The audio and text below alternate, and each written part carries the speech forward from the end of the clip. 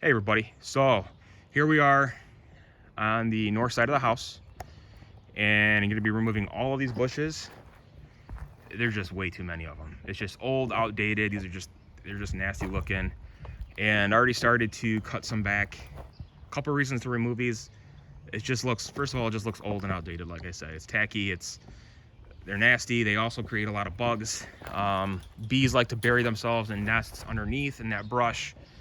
So it just creates a lot of that unnecessary crap that we don't need to create problems. And then also recently the raccoons were in here. There were about 3 or 4 of them. So at night they would just be going off and they're super loud and obnoxious, and didn't want to create any problems in here. So I started cutting away back on this side, and actually started on the right off outside the deck here on the other side of it, because the coons were in there. I didn't want to get attacked or anything like that. So I just start creating holes to open the area up so they feel less protected, so they can find some new home to go to, which seemed to work pretty well.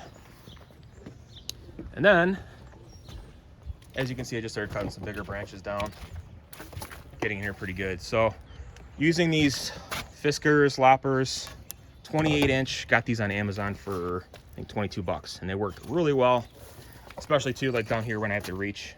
And anything with like an inch to, I don't know, 2-3 inch diameter, maybe 2 inch, it works really well at cutting. So other than some small garden clippers or tools or pruning tools, whatever you have, but making a lot of progress. It's gonna look good and super clean.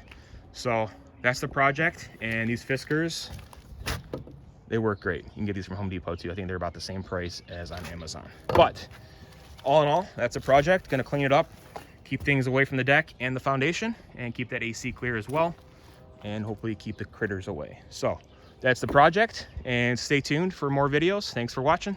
Be sure to like and subscribe. Thank you.